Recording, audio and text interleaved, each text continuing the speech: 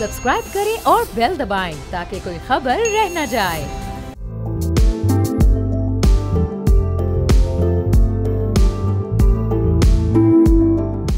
अस्सलाम वालेकुम, मैं अरबाब जहांगीर। आप देख रहे हैं प्रोग्राम व्यापार। और हमारे मुल्क में बड़ी बदकिस्मती की बात है कि रमज़ान मुबारक का मुक़द्दस महीना शुरू होते ही, बल्कि अभी वो शुरू भी नहीं होता और उससे पहले ही नाजायज़ मुनाफाखोर सरगर्म हो जाते हैं, ज़ख़ीरा अंदोज़ फौरी तौर पर एक्टिव हो जाते हैं। चीज़ों को हफ्तों पहले स्टोर कर लिया जाता है और फिर रमज़ान की आमद से 2-4 रोज़ पहले या रमज़ान के इब्तदाई रोज़ में वो उन कीमतों को आर्टिफिशियली बढ़ा कर और फिर मार्केट में लेकर आया जाता है, जिसका एक जो बोझ है वो एंड कंज्यूमर यानी ख़रीदार पर पड़ता है और वो मजबूर हो जाता है, बेबस हो जाता है इन ज़ख़ीरा अंदोज़ों और मुनाफाखोरों के सामने महंगी अशिया ख़रीदने पर। तो इस बार हुकूमत ने एक पॉलिसी भी जारी की, एक बयान भी दिया। प्लानिंग मिनिस्टर एहसन इकबाल हमें कुछ हरकत में नज़र आए, जिन्होंने एक हाई ऑफिशियल मीटिंग पहले बुलाई और उस मीटिंग में ये मुमकिन बनाने की कोशिश की है, हिदायत के मुताल्लिक़ा इदारों को, कि रमज़ान में हर मुमकिन रिलीफ लोगों को फराहम किया जा सके। अब अमली तौर पर ये किस तरह से इम्प्लीमेंट होगी और होती हुई नज़र आ भी रही है नहीं, ये भी इस पर भी हम गुफ्तगू करेंगे। लेकिन साथ ही साथ वज़ारत ख़ज़ाना की एक रिपोर्ट सामने आई जिसमें पिछले 2 माह के भी फिगर्स महंगाई के हमारे सामने, और जो मार्च की प्रेडिक्शन की गई है, चूँकि इस मार्च के पूरे महीने में रमज़ान मुबारक का महीना है, इसके जो फिगर्स हैं वो भी कोई खासे हौसला अफजा नहीं है। चूँकि जनवरी में जो फिगर्स महंगाई के रहे हैं वो 2.41% महंगाई की शरह रिकॉर्ड की गई। अब ये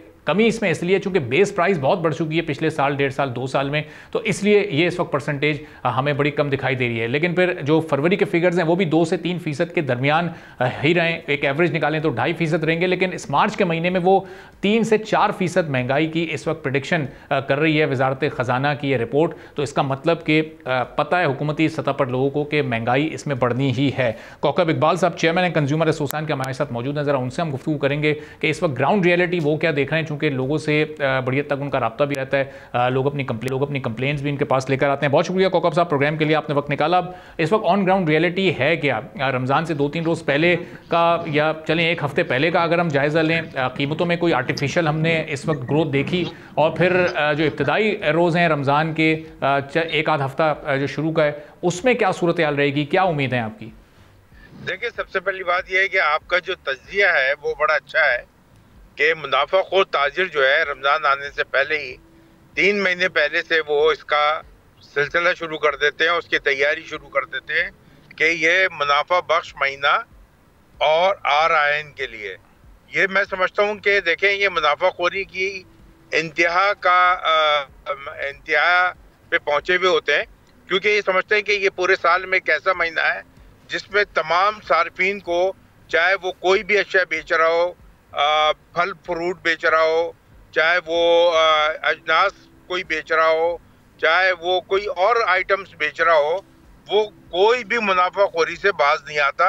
और ये समझें कि पूरे साल की फसल जैसे ज़मींदार उतारता है ना, इसी तरह रमज़ान शरीफ के महीने में ये मुनाफाखोर जो है वो अपनी फसल उतारते हैं।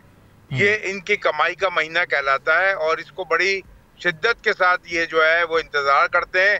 और उसके बाद ये 6 रोज़ा तरावीह पढ़ के, और जो ये मतलब मैं इनको क्या कहूँ कि ये इस्लामी ममलिकत खुदा के पाकिस्तान है, जहाँ पे हमारे आप ये देखें कि दूसरी कंट्रीज में अभी बताया जा रहा है कि वहाँ पे हकीकी तौर पे और अपना उन्होंने जो है रज़ाकाराना तौर पे कीमतों में कमी कर दी है।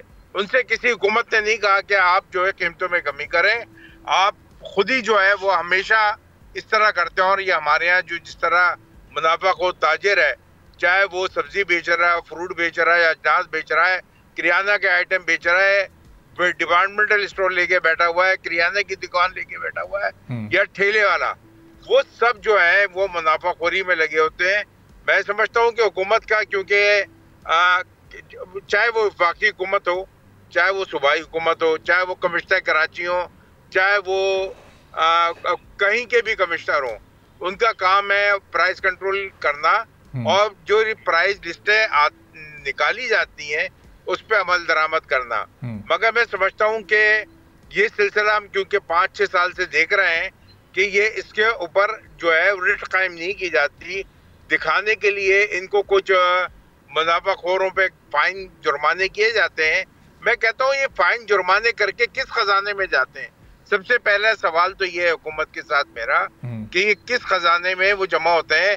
गुज़िश्ता 10 साल का हिसाब और इनका ऑडिट कराया जाए तो मालूम होगा कि जो करोड़ों रुपए के जो फाइन हुए हैं वो उससे पूछा जाए जो ये फाइन करते हैं जो मुताल्लिक़ अदारे कि वो किस खजाने में जमा किए। अच्छा कौकब साहब, वो किस खजाने में जा रहे हैं तो अलहदा बात है, लेकिन अब वो उन फाइन के बाद सूरत हाल फिर वही हो जाती है, यानी अगले दिन से फिर वही नाजायज़ मुनाफाखोरी शुरू हो जाती है। जो असखुद कीमतें बढ़ाई जाती हैं, आप एक ही मार्केट में चले जाएँ और उस मार्केट में भी अगर आपको 4 अलग अलग स्टॉल पर एक प्रोडक्ट मिल रही है तो वो 2 या 3 अलहदा कीमतों पर मिल रही होती है। ये वो खुद से कैसे तयन कर सकते हैं? कोई चेक एंड बैलेंस, चाहे वो हुकूमत कोई भी हो, वो माजी की हुकूमत हो, वो हाल की हुकूमत हो, हुकूमत की कोई अमलदारी क्यों नजर नहीं आती है इस सिलसिले में? देखिए दिलचस्पी नहीं है ना, दिलचस्पी लें अगर वो रेट कायम करना चाहें तो आपने देखा कि कोविड में जो है किसी माई के लाल की जरूरत नहीं थी कि वो दुकानें खोल सकता था। तो ये कौन सा ऐसा कानून है कि जो वो हरकत में नहीं आता और वो हमेशा जो है वो सारिफ को ही वो करोड़ों रुपए, लाखों रुपए और अरबों रुपए सारिफीन की जेब से रमजान शरीफ की में निकल जाते हैं मुख्तलिफ खरीदारी की मद में।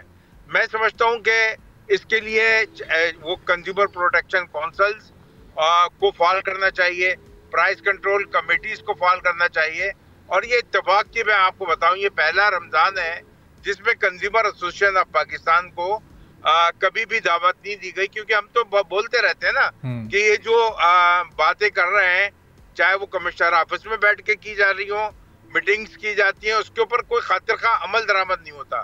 तो मैंने तो खैर जान ही छोड़ दिया था और मैं जानना भी नहीं चाहता कि क्योंकि जब ये प्राइस जो है वो उन्हीं ताजरों के साथ तय की जाती है, मुनाफाखोर ताजरों के साथ, जो कि आर्टिफिशियल तौर पे जैसा आपने कहा कि बढ़ा देते हैं और उन्हीं के रेट्स पे, तो कोई मैकेनिज्म आज तक तय नहीं किया जाए। जो मैं मैकेनिज्म की बात करता था कमिश्नर कराची के ऑफिस में बैठ के कि मैकेनिज्म क्या होता है कि इंपोर्ट की हुई चीजें जो है, चाहे वो दालें इंपोर्ट हो रही हैं तो उसका वो किया जाए कि उसकी लागत क्या आती है, कोई ट्रांसपोर्टेशन सारा सब कुछ करने के बाद वो कितना मुनाफे का तयन अगर नहीं होगा, और कौन सा ऐसा डिपार्टमेंट है पाकिस्तान का जो मुनाफे का तयन कर रहा है कि हमसे जो मुनाफा वसूल किया जा रहा है वो 10% है, 15% है या 120% है। यहाँ पे तो आप ये देखिए कि खुला यानी जो कीमतें मुकर्रर की हुई है यानी प्राइस लिस्ट पे लिखी हुई है। और दूसरी बात यह है कि जो सबसे बड़ी बात यह है कि जिन चीजों पे जो कीमत लिखी हुई होती है उसके ऊपर भी मार्कर लगा के खराब कर देते हैं, या उसके ऊपर लिखी हुई होने के बावजूद भी अपने अपने तौर पे वो कीमतें बढ़ा देते हैं। और उसका इम्पोर्टेड आइटम्स के साथ साथ वो चीज़ें जो हम खुद उगा रहे हैं या प्रोड्यूस कर रहे हैं, ख़ासतौर पर जब फ्रूट्स की जो इस वक्त डिमांड बहुत ज़्यादा बढ़ जाती है, तो शहरियों को उसकी कीमत कम करवाने के लिए हर साल एक ट्रेंड चलाना पड़ता है बाइकआउट का। उसके बगैर यानी वो आपको मुनासिब रेट पर कीमत मिलेगी नहीं। शुरू के 10-12 रोज तो सूरत हाल यही रहती है। जी, कंज्यूमर एसोसिएशन ऑफ पाकिस्तान गुज़िश्ता क्यों हमने जब ये देखा कि ये प्राइस कंट्रोल करने वाले जो इदारे हैं, कमिश्नर सेक्रेटरीट और डिप्टी कमिश्नर और असिस्टेंट कमिश्नर, ये इनका निज़ाम फेल है। तो हमने क्या किया, पहले तो एक एजाजी मजिस्ट्रेट की दरख्वास्त की जो आज तक सुनी नहीं गई, क्योंकि अगर एजाजी मजिस्ट्रेट मुकर्रर कर लिए जाए तो वो अच्छे लोग जो है वो अच्छा काम कर सकते हैं, मगर हुकूमत ने नहीं सुनी। चले उसके बाद फिर हमने क्या किया है कि गुज़िश्ता 5-6 साल हो गए कि हम पहले अशरे की सार्फिन से इसमें बाइकाट करें, यानी महंगे फ्रूट की अगर आपको कहीं से भी जो हुकूमत के सरकारी रेट मुकर्रर हैं उस पर अगर नहीं मिलता तो आप उस चीज़ों से खरीदारी से इज्तनाब करें। तो उसका असल ये होता है कि जब खरीदारी नहीं होगी, असल तो चीज़ है सारिफ, और सारिफ ही वो कुव्वत है जो कि कीमत को कंट्रोल कर सकती है।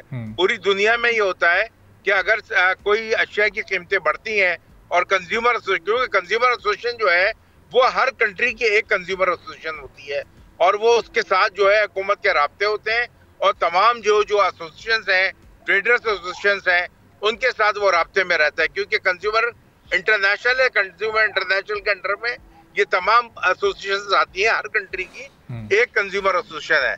तो जब वो ऐलान करती है कि बाइकाट, तो इसका मतलब ये है कि तमाम पूरे उस कंट्री के सार्फिन जो है बाइकाट कर देते हैं, और उस अशिया की खरीदारी जब कम होती है तो डिमांड और सप्लाई की जो है कहते हैं ना कि उसकी वजह से चीजें बढ़ रही थी तो वो कमी हो जाती है, क्योंकि ये कंट्रोल नहीं कर सकते। मैं समझता हूँ कि ये फेल निजाम है कमिश्नर सेक्रेटरीट का, और ये जो मैं बार बार कहता हूँ कि क्या वो फाइन करने के बाद वो सारिफ को वापस करते हैं पैसा, क्या वो फाइन करने के बाद कंज्यूमर फैसिलिटेशन सेंटर बनाते हैं, क्या वो फाइन करने के बाद कोई सार्फिन के शिकायती सेल कायम करते हैं? आखिर ये ऐसा क्यों नहीं होता? क्या हुकूमत के खजाने में कमी है?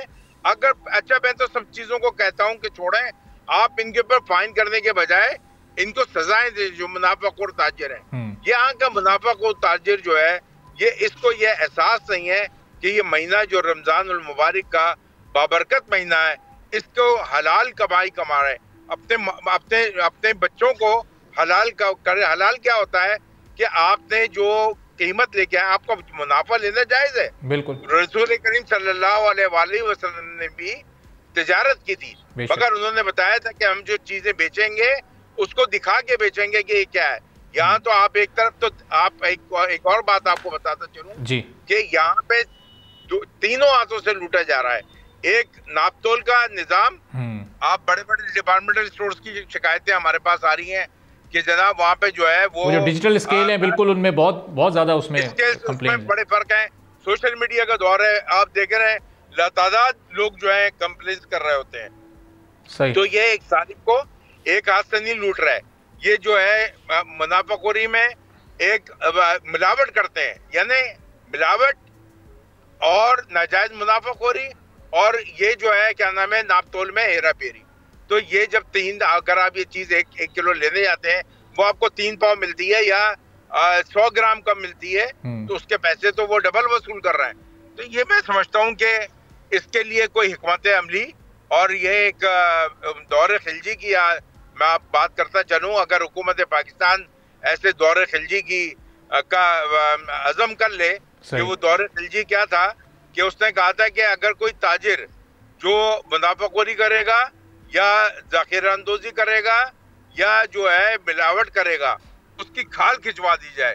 उस जमाने में खाल तो नहीं खिंचवाई गई, मगर इतना खौफ हुआ, हमने अपने देखा बचपन में कि अयूब खान के जमाने में वो माशाल्लाह का इतना खौफ था कि लोग जो है वो सवाल ही पैदा नहीं होता कि कोई मुनाफा। बिल्कुल सही। और अभी तो हम देखते हैं कि सब बेखौफ होकर इस वक्त ये नाजायज़ मुनाफाखोरी में अपना अपना हिस्सा डालते हैं, जबकि सूरत हाल इस वक्त ये है कि अगर जायज़ मुनाफा भी लिया जाए तो वो चीज़ भी आवाम के लिए ख़रीदना इतना मुश्किल है, चूँकि बेस प्राइस बहुत हद तक बढ़ चुकी है। बहुत बहुत शुक्रिया कौकब इकबाल साहब, chairman consumer association of Pakistan, हमारे साथ मौजूद थे। एक छोटा सा ब्रेक लेते हैं, वापस आएंगे, एक और अहम मौजू पर बात करेंगे।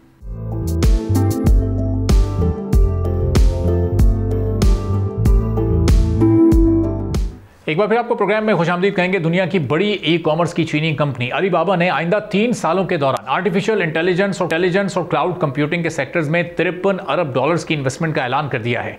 चीनी कंपनी के बानी का यह कहना है कि कंपनी आइंदा 3 सालों में 380 अरब युआन खर्च करेगी ताकि AI सेक्टर में तेज रफ्तार ग्रोथ का मजीद फायदा उठाया जा सके।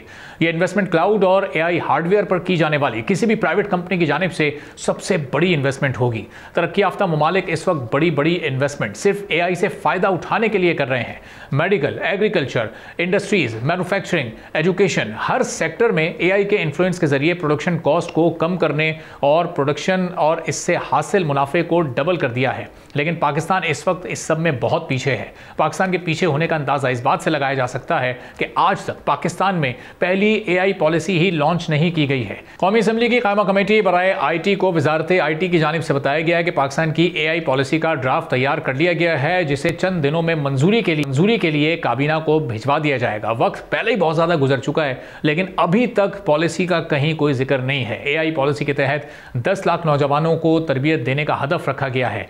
इस पॉलिसी की मंजूरी के बाद एक खुसूसी फंड भी तश्कील दिया जाएगा, जिसके लिए इनिशियल इन्वेस्टमेंट पाकिस्तान में स्टार्टअप्स के फरोग के लिए तश्कील दिए गए कौमी इदारे इग्नाइट से ली जाएगी। पॉलिसी के मुताबिक 2050 तक पाकिस्तान की आबादी 33 करोड़ तक पहुंच जाएगी और इस वक्त पाकिस्तान की कुल आबादी के 64% अफराद 30 साल से कम उम्र के हैं, जिसका मतलब यह है कि पाकिस्तान की एक बड़ी मैन पावर को काबिल रोजगार बनाकर ग्रोथ के रास्ते पर लगाया जा सकता है। इसमें AI सबसे अहम किरदार अदा करेगी। पॉलिसी के मुताबिक 2 साल के अंदर इंटरनेट को पाकिस्तान के 90% तक अफराद तक पहुंचाना, AI टारगेट्स के हुसूल को आसान बनाना, रिसर्च सेंटर्स का क़याम और इंडस्ट्रीज़ में AI टेक्नोलॉजी के मौसर इस्तेमाल को प्रमोट करने की सिफारिश की गई है। AI को प्राइमरी, सेकेंडरी और हायर एजुकेशन का हिस्सा भी बनाया जाएगा। माहिरीन के मुताबिक अगर हुकूमत AI पॉलिसी को कामयाबी से नाफिज करने में कामयाब हो गई और इंफॉर्मेशन टेक्नोलॉजी के यूज़ को बढ़ाने में कामयाब हो गई तो पाकिस्तान की इकॉनमी चंद ही सालों में बहुत आगे निकल सकती है, क्योंकि ग्लोबली AI और IT से भरपूर फ़ायदा उठाया जा रहा है। ख़ासतौर पर ई कॉमर्स सेक्टर में AI ने बिजनेस को तेज़ कर दिया है। आज ई कॉमर्स दुनिया की एक बड़ी इंडस्ट्री समझी जा रही है। पाकिस्तान ई कॉमर्स सेक्टर में इस वक्त 46वें नंबर पर है। पाकिस्तान की ई कॉमर्स इस वक्त आमदनी तकरीबन $5.2 बिलियन के करीब है। आइंदा 5 सालों में पाकिस्तान की ई कॉमर्स मार्केट की इनकम $7 बिलियन तक पहुंचने का तखमीना लगाया गया है। अब एक तरफ तरक्की याफ्ता ममालिक हैं जो बड़ी बड़ी इन्वेस्टमेंट्स कर रहे हैं, एक तरफ पाकिस्तान है जो कि इस वक्त तक सिर्फ प्लानिंग ही कर रहा है, अभी तक अपनी पहली पॉलिसी को भी नहीं लॉन्च कर सका है। अब किस तरह से आगे की स्ट्रैटेजी बनानी पड़ेगी, इस पर हम गुफ्तगू करेंगे। हमारे साथ मौजूद होंगे मोहम्मद साद साहब, ई कॉमर्स एक्सपर्ट हैं, हमारे साथ मौजूद हैं। बहुत शुक्रिया साद साहब, प्रोग्राम के लिए आपने वक्त निकाला। अभी बताइएगा कि जो हमारा ई कॉमर्स का शोबा है उसके नंबर्स बड़े हौसला अफजा हैं, लेकिन आर्टिफिशियल इंटेलिजेंस और ऐसी जदीद टेक्नोलॉजी से अभी हम पूरा फ़ायदा नहीं उठा रहे। अगर इन टेक्नोलॉजीज़ को भी हम अपने बिजनेसेस के साथ कनेक्ट करते हैं तो मज़ीद कितना हम अपने नंबर्स को बेहतर कर सकते हैं?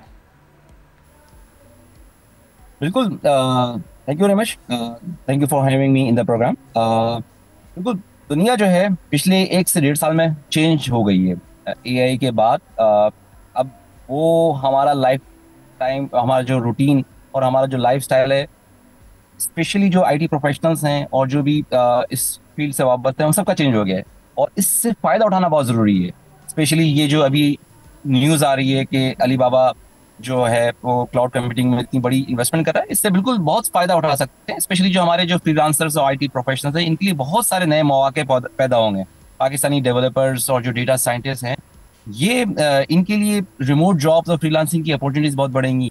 अगर ये प्रोफेशनल्स जो हैं अलीबाबा क्लाउड और AI की टूल्स सीखते हैं और इसमें एक्सलेंस लेते हैं, तो फाइवर, अपवर्क और लिंक्डइन जैसे जो प्लेटफॉर्म्स हैं, हम इसमें अर्निंग्स बहुत बढ़ा सकते हैं। और ना सिर्फ ये कहूँगा कि 2x बल्कि 3x 5x तक हम अपनी फॉरेन रेवेन्यू जो है वो हम पाकिस्तान में ला सकते हैं।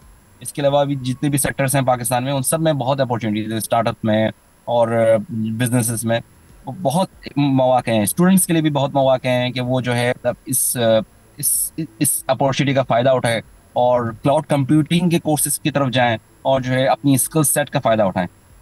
अच्छा, जितने इसमें मौके हैं मोहम्मद साहब, क्या उसी प्रोपोर्शन से इस वक्त इंटरेस्ट भी है हमारी यूथ का इस जानिब, और क्या उसी हिसाब से इन्वेस्टमेंट भी इस वक्त इसमें की जा रही है? हमारे प्राइवेट सेक्टर का इस वक्त आप इंटरेस्ट देख रहे हैं हमारे ई कॉमर्स सेक्टर में ख़ास तौर पर?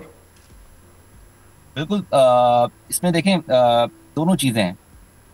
गवर्नमेंट को भी अपना रोल अदा करना होगा कि वो जो है वो इस चीज़ को लोगों में उजागर करे, लोगों को ट्रेनिंग्स अपनी कंडक्ट करे। और जो है इस वक्त माशाल्लाह से पाकिस्तान सॉफ्टवेयर एक्सपोर्ट बोर्ड और पाशा वो बहुत मेहनत कर रहा है और जो है वो प्राइवेट और पब्लिक पार्टनरशिप्स के साथ मिलकर इस सेक्टर में जो है वो ट्रेनिंग्स और जो है उसकी अवेयरनेस प्रोग्राम्स कर रहा है कि किस तरीके से इन चीज़ों का फ़ायदा उठा सकते हैं।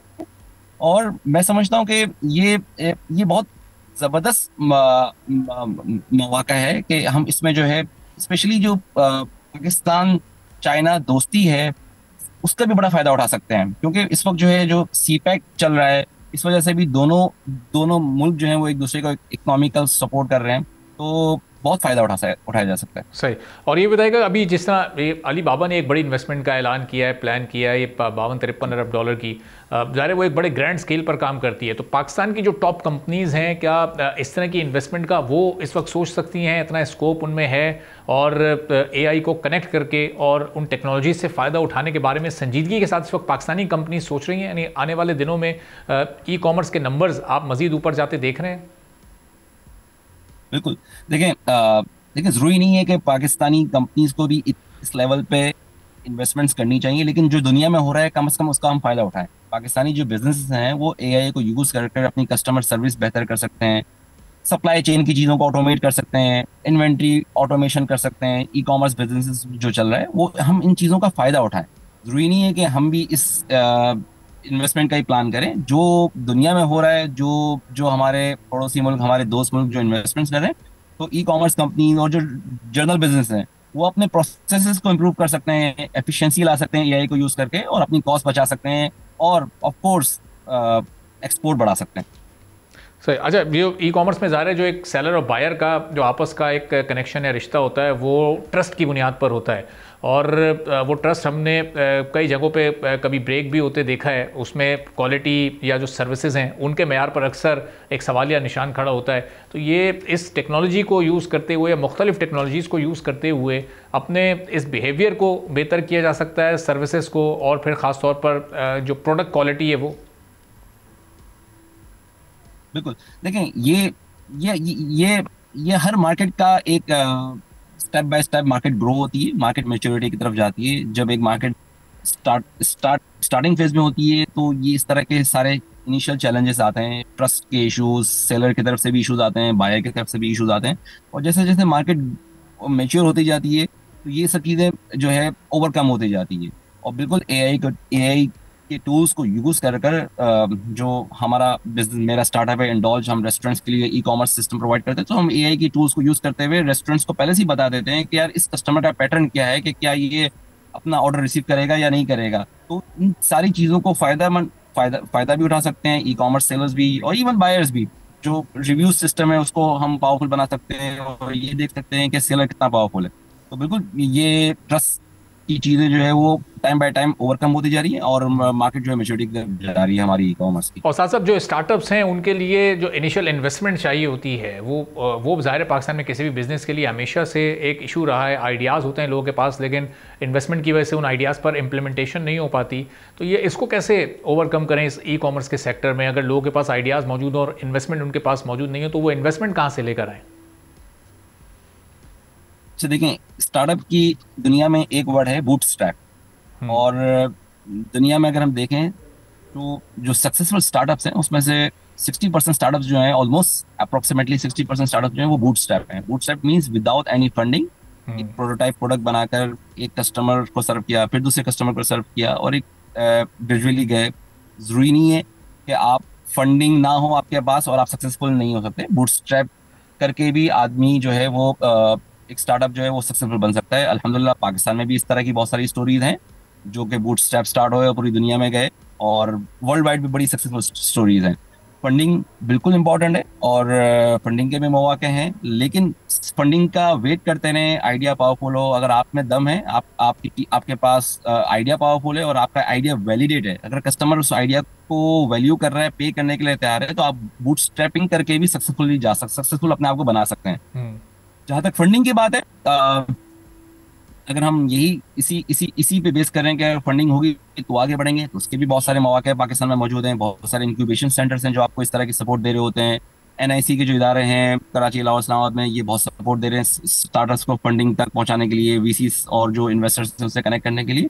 तो जो करना चाह रहा है, फंडिंग के रोड पे जाना चाह रहा है, उनको फंडिंग भी मिल रही है, और जो स्टार्टअप को सेल्फ करना चाह रहे हैं तो बूटस्ट्रैप करके भी करना चाहे तो कर सकते हैं। पाकिस्तान में इस वक्त अपॉर्चुनिटीज है, आपके ऊपर है आप इसको किस तरीके से अवेल करना चाह रहे हैं। सही। और फिर साथ साथ इंटरनेशनल मार्केट्स हमने ई कॉमर्स सेक्टर में बेहतर अंदाज से कैप्चर की हुई हैं, चूँकि दुनिया में ख़ासतौर पर चाइना में बड़ी बड़ी कंपनीज़ को देख रहे हैं जो इस वक्त ई कॉमर्स पर में छाई हुई हैं। तो पाकिस्तान की भी कुछ ऐसी कंपनीज़ हैं इस वक्त जो कि जिनकी बैरून मुमालिक या दूसरी कंट्रीज़ में इस वक्त बड़ी डिमांड हो। जी, देखिए, ई कॉमर्स में दो पार्ट्स हैं। एक तो एक प्रोडक्ट बना के सेल करना, उसमें of course China is the king. अगर हम ये कहेंगे अगर एक चाइना कोई इलेक्ट्रॉनिक आइटम बना रहा है और पाकिस्तान भी वो बना के उसे कम्पीट करे, तो ये आई थिंक पॉसिबल बिल्कुल नहीं होगा। लेकिन बहुत सारी प्रोडक्ट्स ऐसी हैं जो सिर्फ पाकिस्तान का हमारा सबसे बड़ा फायदा क्या है? सबसे बड़ा फायदा ये हमारी वर्क फोर्स है, और सबसे चीप लेबर है पाकिस्तान में इस वक्त, चाइना से भी, इंडिया से भी। तो वो सारी चीज़ें जिसमें लेबर वर्क ज़्यादा रिक्वायर्ड है, जिसमें मिसाल के तौर पे स्टिचिंग वर्क हो गया, मिसाल के तौर पे ज्वेलरी में जहाँ मैन मेड काम होता है, कारपेट्स में निटिंग होती है, तो जिसमें मैन मेड काम होता है, उन चीज़ों की ई कॉमर्स की मार्केट पाकिस्तान से बहुत ज़्यादा अचीव की जा सकती है, और अभी भी बहुत सारे लोग कर रहे हैं इसको। और इसके साथ साथ ज़रूरी नहीं है कि हम सिर्फ प्रोडक्ट बेस्ड ई कॉमर्स पे काम करें, हम सर्विसेज बेस्ड ई कॉमर्स का भी काम कर सकते हैं। और जो कि पाकिस्तान की जो IT इंडस्ट्री है वो अपनी सर्विसेज बहुत अच्छे लेवल पे एक्सपोर्ट कर रही हैं, और पाकिस्तान के जो सॉफ्टवेयर एक्सपोर्ट्स के जो नंबर्स हैं वो काफ़ी जो है इंकरेजिंग है, और काफ़ी स्पीड में जो है वो ग्रोथ कर रहे हैं, एक्सपोनेंशियल ग्रोथ चल रही। तो software export and software based e commerce services भी हम दे सकते हैं पाकिस्तान में। सही है। और एक आखिरी सवाल कि अब जो इंटरनेशनल मार्केट में जो इस वक्त पाकिस्तान का स्कोप है वो अभी कुछ ऐसी मार्केट्स हैं जो कि अभी कैप्चर करना पाकिस्तान को बाकी हैं, या वहाँ पर कंपटीशन कम हो? चूँकि सर्विसेज की जब आप बात करें तो ज़ाहिर है हमारा पड़ोसी मुल्क इन सर्विसेज को प्रोवाइड करने में हमसे बहुत आगे इस वक्त दिखाई देता है। तो अभी पाकिस्तान के लिए किस मार्केट में ज़्यादा बेहतर स्पेस मौजूद है अपनी जगह बनाने के लिए? देखिए, शुरू से और अब तक जो सबसे बड़ी मार्केट है पाकिस्तान के लिए, इवन पूरी दुनिया के लिए, वो है यूएस ऑफ कोर्स। और अभी भी यूएस मार्केट जो है उसमें बहुत ज़्यादा पोटेंशियल है, एंट्री बैरियर है, बिल्कुल है। अगर यूएस के अलावा हम बात करते हैं तो इस वक्त मिडल ईस्ट की मार्केट बड़ी अच्छी चल रही है, और जो TDAB और सॉफ्टवेयर एक्सपोर्ट बोर्ड, ये लोग काफ़ी हेल्प कर रहे हैं लोकल स्टार्टअप्स को, लोकल IT कंपनीज को मिडिल ईस्ट में, स्पेशली सऊदीया में ग्रो करने के लिए, वहाँ पर एंट्री करने के लिए। और it's easy market for now for Pakistani. Time zone हमारा सेम है, और एक हमारी उनसीयत भी है, तो बहुत अच्छी मार्केट है। और उसको काफ़ी सारे स्टार्टअप्स को उसको कैश भी कर रहे हैं, और मैं ये सजेस्ट करूँगा कि सऊदीया मार्केट इज़ वेरी ग्रोइंग, उसको हम टारगेट कर सकते हैं software export point of view से। ठीक है, बहुत बहुत शुक्रिया मोहम्मद साद साहब, ई कॉमर्स एक्सपर्ट हमारे साथ मौजूद थे। गुफ्तगू आपने सुनी। एक छोटा सा ब्रेक के बाद जब वापस आएंगे तो एक और अहम मौजू को प्रोग्राम में शामिल करेंगे।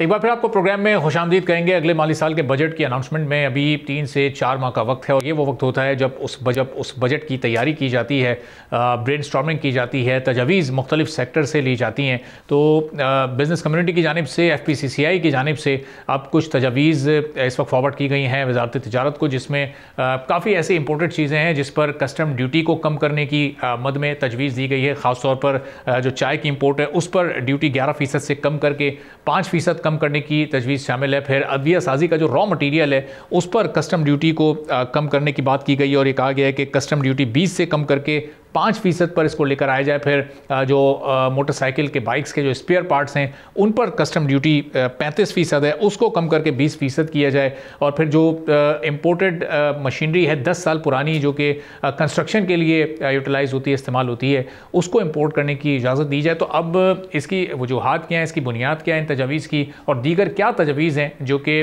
बिज़नेस कम्युनिटी FPCCI की जानिब से इस वक्त हुकूमत पाकिस्तान को भेजी जा रही हैं, इस पर हम गुफ्तगू करेंगे। आतिफ इकराम शेर FPCCI हमारे साथ मौजूद है। बहुत शुक्रिया आतिफ साहब, प्रोग्राम के लिए आपने वक्त निकाला।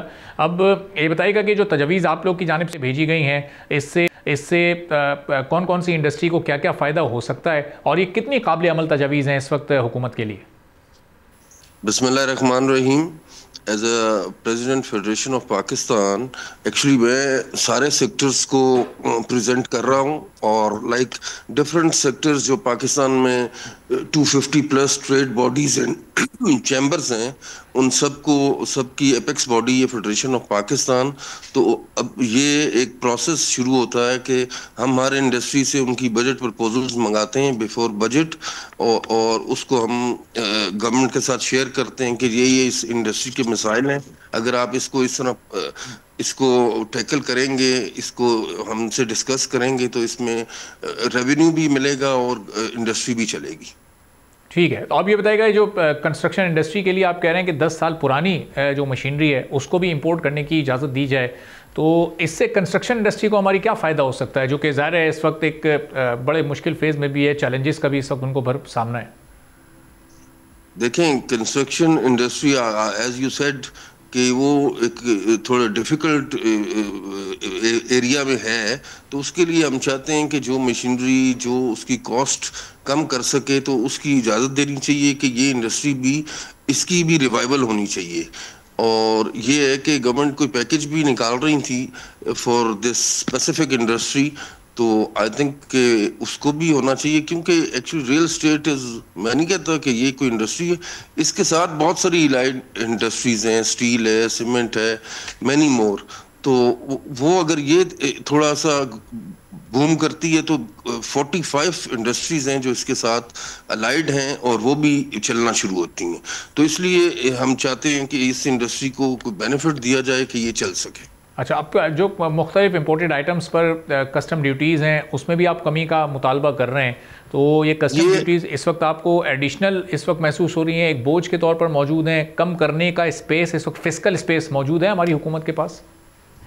एक्चुअली ये डिफरेंट इंडस्ट्रीज की तरफ से हमें प्रेजेंटेशंस आई हैं और वो उसमें बिल्कुल बकायदा उन्होंने उसमें मेंशन किया हुआ है कि अगर इस इंडस्ट्रीज को ये अगर थोड़ा सा भी इसमें उनको लाइक इंसेंटिवाइज किया जाए तो ये इंडस्ट्री और बूम करेगी।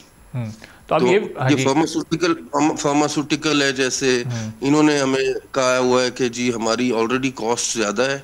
एक्चुअली हमारा ये थोड़ा सा एक जो इशू है as a manufacturing, as a industrialist, मैं ये कहूँगा कि हमारी एनर्जी प्राइसेस, हमारी यूटिलिटीज काफ़ी ज़्यादा है, जिसकी वजह से हमारी इंडस्ट्री स्पेसिफाई मैं कहूँगा टेक्सटाइल इंडस्ट्री भी ट्रबल में है।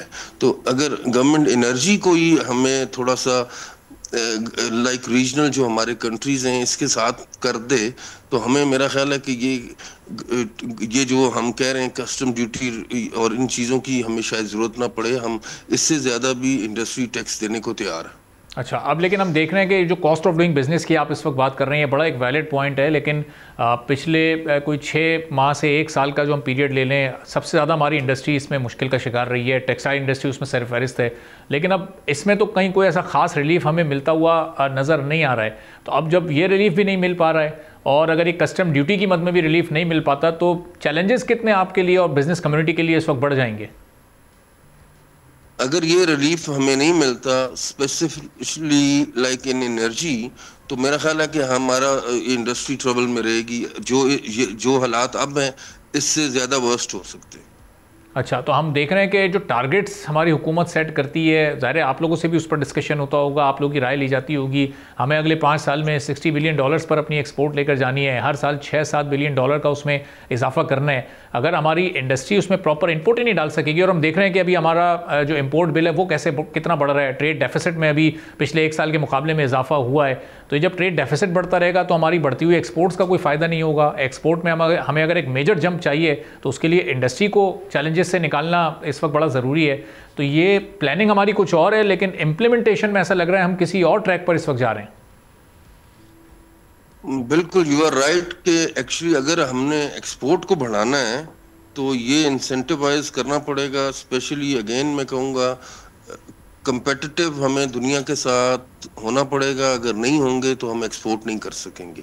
उसकी वैसे ये है कि इंडिकेटर्स आर पॉजिटिव। इन्फ्लेशन आपके सामने मंथ बाय मंथ कम हो रही है, लाइक लेस देन 5%, और मॉनेटरी पॉलिसी रेट हमारा कहाँ 23% था, आज 13% है।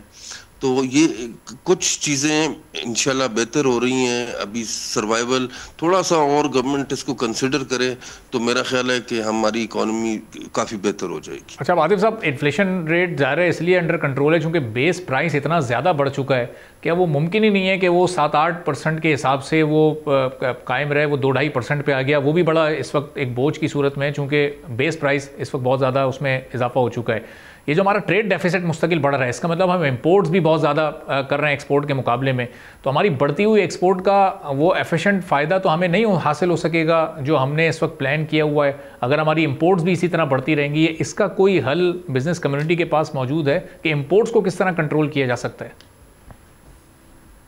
इंपोर्ट बिल हमारा बिल्कुल ट्रेड डेफिसिट है तो इंपोर्ट बिल ज़्यादा है। इसको इसी तरह लाइक लोकल इंडस्ट्री को प्रमोट करना चाहिए, ये एसएमईज को इंसेंटिवाइज करना चाहिए, जो स्मॉल इंडस्ट्रीज हैं इनको करना चाहिए। ये इकोनॉमी बैकबोन किसी भी कंट्री की बैकबोन होती है। शॉर्ट मीडियम जो स्मॉल मीडियम इंडस्ट्री एसएमईज होते हैं, तो इनको भी गवर्नमेंट को चाहिए कि इसको सपोर्ट करें।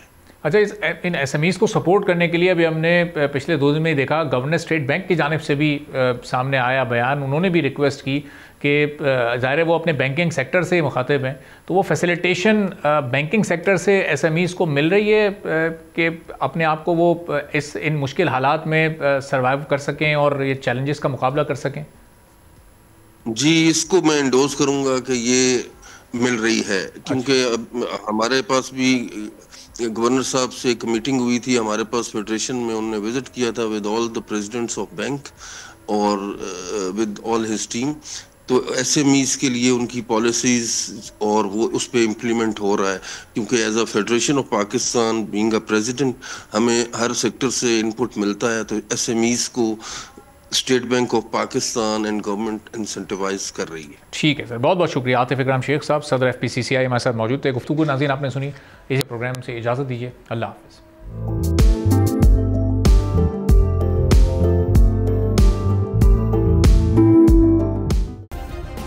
सब्सक्राइब करें और बेल दबाएं ताकि कोई खबर रह न जाए।